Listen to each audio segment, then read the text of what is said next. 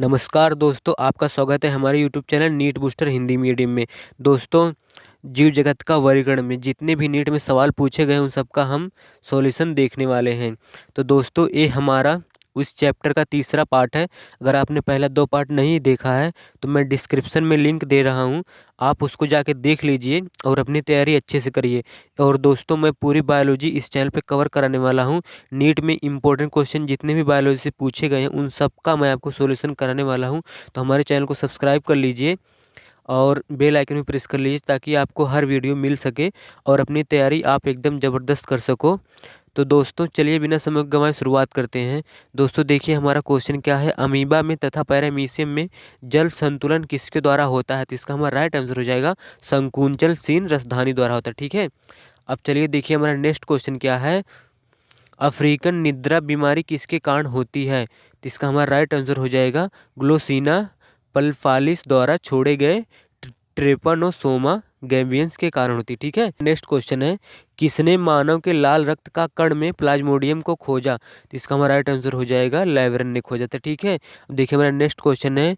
Malignant tertian malaria परजीवी का वैज्ञानिक नाम है? तो इसका हमारा राइट आंसर होगा प्लाज्मोडियम फल्सीफेरम। ठीक है, देखिए हमारा नेक्स्ट क्वेश्चन क्या पूछ रहा है।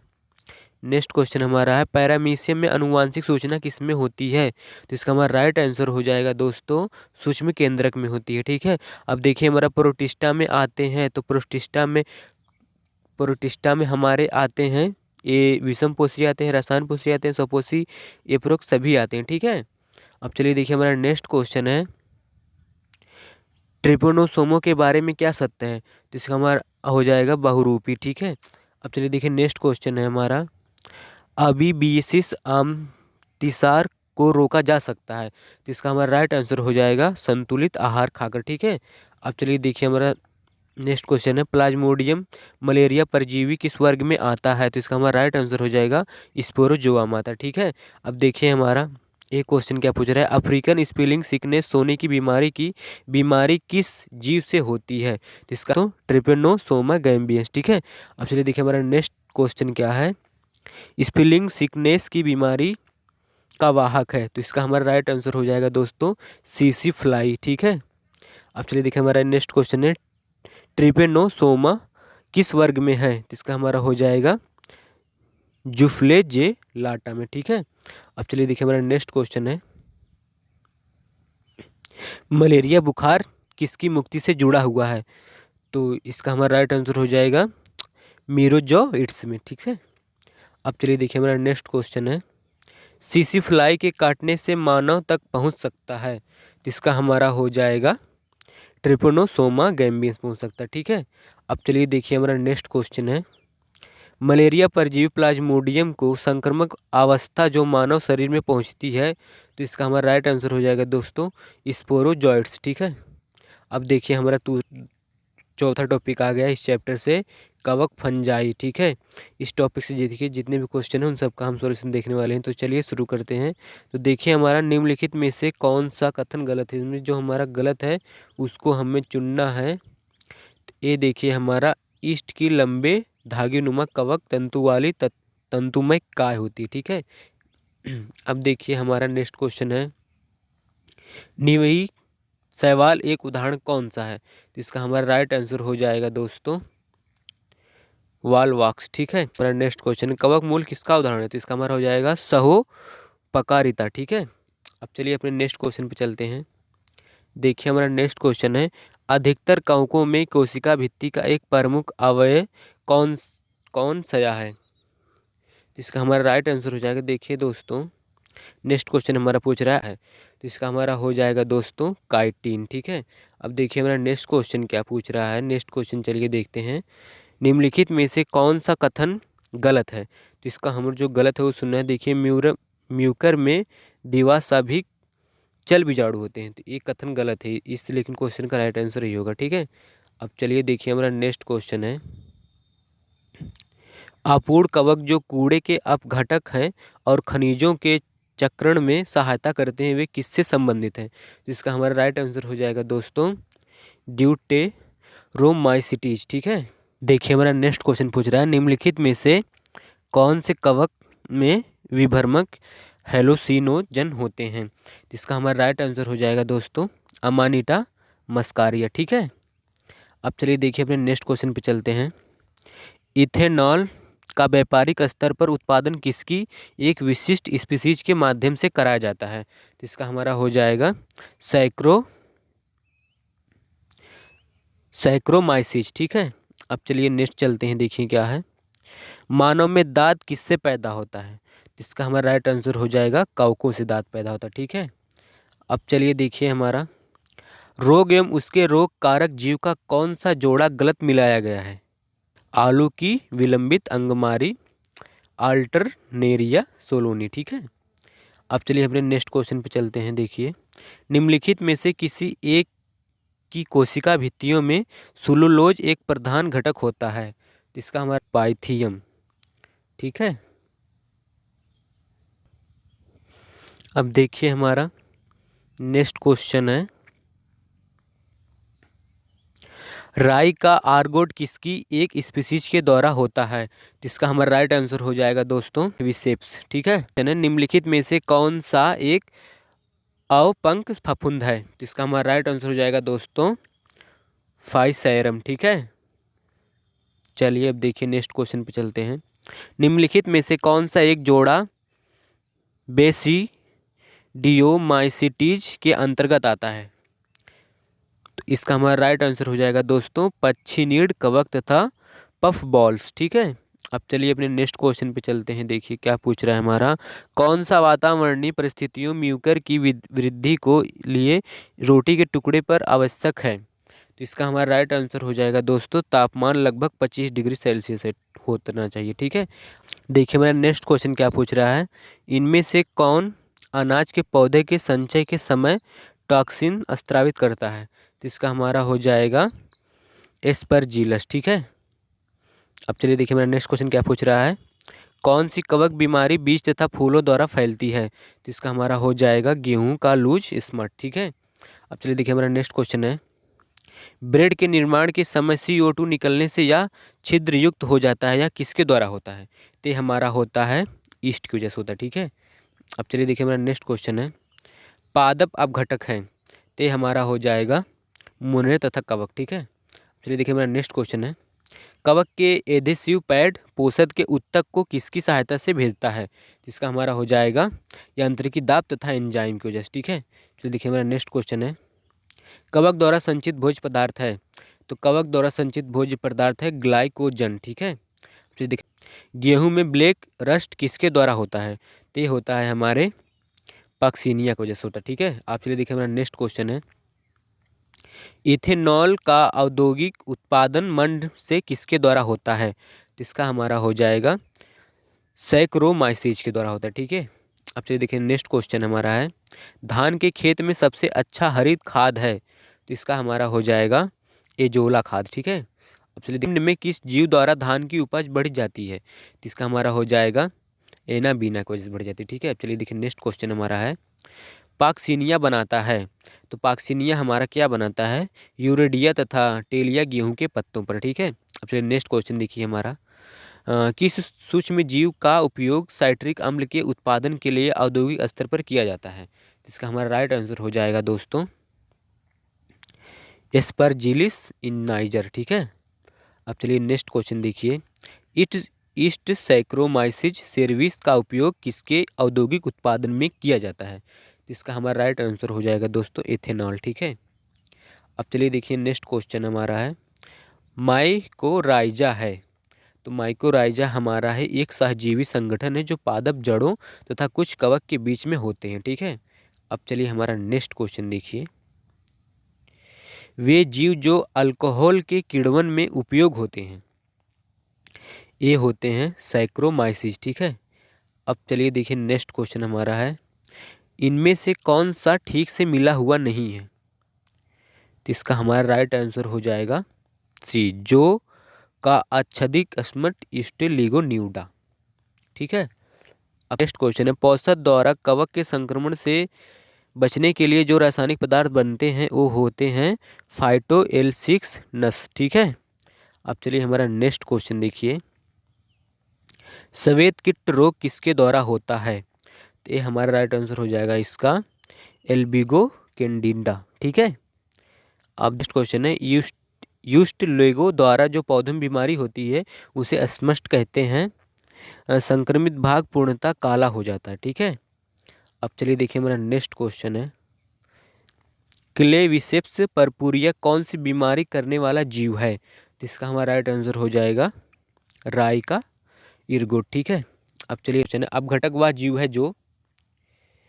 जो देखिए या रिले प्रकार से कार्य करते हैं और कार्बनिक पदार्थों को चरणबद्ध तरीके से सरलीकृत करते हैं। ठीक है। अब चलिए देखिए हमारा नेक्स्ट क्वेश्चन क्या है। नेक्स्ट क्वेश्चन है, माइकोराइजा प्रदर्शित करता है। तो माइकोराइजा सहजीविता प्रदर्शित करता है। अब देखिए हमारा नेक्स्ट क्वेश्चन है, अवशोषी विषमपोषी पोषण किसके द्वारा प्रदर्शित होता है? तो ये हमारा देखिए हमारा कवक द्वारा प्रदर्शित होता है। ठीक है। अब चलिए देखिए नेक्स्ट क्वेश्चन पे, टॉपिक 5 हमारा आ गया है इसी चैप्टर का। देखिए विषाणु वायरस वायराइड एवं प्रोंसक प्रियोन। ठीक है। अब देखिए इससे हमारा टॉपिक क्वेश्चन है, वायराइडों को विजय में निम्नलिखित में से कौन सा कथन सही है? जिसका हमारा राइट आंसर हो जाएगा उनमें प्रोटीन आवरण के बिना स्वतंत्र आरएनए होता है। ठीक है। अब चलिए देखिए नेक्स्ट क्वेश्चन पे चलते हैं। वीरोइड विषाणुओं से भिन्न है क्योंकि इनमें बिना प्रोटीन आवरण के आरएनए अणु होते हैं। ठीक है। नेक्स्ट क्वेश्चन है, कुंडलित आरएनए रज्जुक और पेटी का सांग निम्नलिखित में से कौन दर्शाता है? तो इसका हमारा आंसर हो जाएगा तंबाकू मोजेक विषाणु। ठीक है। अब चलिए देखिए हमारा नेक्स्ट क्वेश्चन है, विषाणुओं में क्या होता है? तो इसका हमारा राइट आंसर हो जाएगा प्रोटीन आवरण में परिबद्ध डीएनए होता है। ठीक है। अब चलिए देखिए हमारा नेक्स्ट क्वेश्चन है, वायरसों के विषय में कौन सा एक कथन गलत है? तो इसका हमारा हो जाएगा इन सभी में कुंडली सम्मित होती है। तो एक गलत कथन। ठीक है। अब चलिए देखिए हमारा एक क्वेश्चन दिया गया है, नीचे एक बीजाणु भोजी का चित्र दिया गया है, दिए गए विकल्पों में से किसी एक में चारों भाग ए बी सी डी तथा ठीक दिए गए हैं। तो इसका हमारा राइट आंसर हो जाएगा दोस्तों डी, शीर्ष अच्छाद कॉलर पुच्छ तंतु। ठीक है। अब चलिए अपने नेक्स्ट क्वेश्चन पे चलते हैं, वायरस आवरण को क्या नाम दिया जाता है? तो इसका हमारा राइट आंसर हो जाएगा दोस्तों कैप्सिड। ठीक है। अब देखिए हमारा संक्रामक प्रोटीन में किनमें होती है? तो इसका हमारा राइट आंसर हो जाएगा दोस्तों प्राइऑन्स में होती। ठीक है। अब चलिए अपने नेक्स्ट क्वेश्चन पे चलते हैं। देखिए वे विषाणु जो जीवाणु को संक्रमित कर उसमें गुणन तथा लाइसिस करते हैं उन्हें कहते हैं, तो उन्हें हम क्या कहते हैं? उन्हें कहते हैं लाइटिक कहते हैं। ठीक है। अब चलिए देखिए हमारा नेक्स्ट क्वेश्चन आ गया है, कौन सा कथन रिट्रोवायरस के लिए सही नहीं है? तो हमारा इसका राइट आंसर हो जाएगा दोस्तों रिट्रोवायरस के जीवन की किसी भी अवस्था में डीएनए उपस्थित नहीं रहता है। ठीक है। अब चलिए देखिए हमारा नेक्स्ट क्वेश्चन है, विषाणु के संबंध में कौन सा कथन सही है? तो इसका हमारा राइट आंसर हो जाएगा विषाणु अविकल्पी परजीवी होते हैं। ठीक है। चलिए अपने नेक्स्ट क्वेश्चन पे चलते हैं, टोबैको मैजोक वायरस नली का रूपी तंतुवत होता है जिसका आकार होता है। इसका हमारा राइट आंसर हो जाएगा 30x20 mm। ठीक है। अब देखिए मेरा नेक्स्ट क्वेश्चन है, विषाणु से गुणसूत्र निकालने पर यह जीवित नहीं रह सकता है क्योंकि दोनों को वृद्धि तथा गुणन के लिए कोशिका के जीवद्रव्य की आवश्यकता होती है। ठीक है। अब चलिए अपने नेक्स्ट क्वेश्चन पे चलते हैं, कॉलीफ्लावर मोजेक वायरस में होता है। तो इसका हमारा राइट आंसर हो जाएगा 2 धागे वाला DS DNA। ठीक है। अब चलिए नेक्स्ट क्वेश्चन चलते हैं, इंटरफेरोन्स का संश्लेषण किसके विरुद्ध होता है? इसका हमारा राइट आंसर हो जाएगा दोस्तों विषाणु से। ठीक है। अब चलिए देखिए एंजाइम अनुपस्थित होते हैं, तो एंजाइम हमारे विषाणु में अनुपस्थित होते हैं। ठीक है। अब चलिए देखिए हमारा एक विषाणु जो जीवित जीव कह सकते हैं क्योंकि पोषक के अंदर प्रजनन करता है। ठीक है। अब चलिए देखिए मेरा नेक्स्ट क्वेश्चन है, इनमें से कौन सा कथन विषाणु के लिए सही है? जिसका हमारा राइट आंसर हो जाएगा दोस्तों विषाणु में डीएनए तथा आरएनए होता है। ठीक है। देखिए हमारा नेक्स्ट क्वेश्चन है, इंटरफेरॉन होते हैं एंटीवायरल प्रोटीन होते हैं, ठीक है। अब देखिए नेक्स्ट क्वेश्चन है, इन इन्फ्लुएंजा विषाणु में होता है, तो होता है आरएनए होता है इसमें, ठीक है। अब चलिए देखिए नेक्स्ट क्वेश्चन पे चलते हैं। रिकेटसी एक समूह बनाता है जो किसके अंतर्गत आता है, जिसका हमारा राइट आंसर हो जाएगा जीवाणु तथा विषाणु के बीच का स्वतंत्र समूह, ठीक है। अब चलिए देखिए नेक्स्ट क्वेश्चन है, रिवर्स ट्रांसक्रिप्टेज है, इसका हमारा राइट आंसर हो जाएगा दोस्तों आरएनए आश्रित डीएनए पॉलीमेरेज, ठीक है। अब चलिए देखिए नेक्स्ट क्वेश्चन हमारा क्या है, टोबैको मोजेक वायरस का जीन है, इसका हमारा राइट आंसर हो जाएगा दोस्तों एक धागे वाली आरएनए, ठीक है। अब देखिए हमारा इसी चैप्टर से हमारा टॉपिक 6 आ गया है लाइकेन, ठीक है। अब देखिए हमारा लाइकेन से कितने क्वेश्चन पूछे गए हैं उन सब का हम सॉल्यूशन देखने वाले हैं, ठीक है।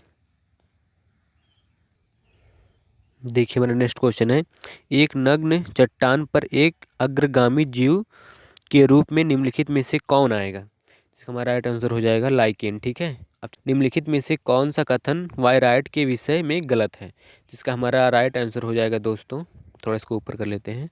देखिए इसका हमारा राइट आंसर हो जाएगा उनका आरएनए उच्च आणविक भार वाला होता है, ठीक है। अब चलिए अपने नेक्स्ट क्वेश्चन पे चलते हैं।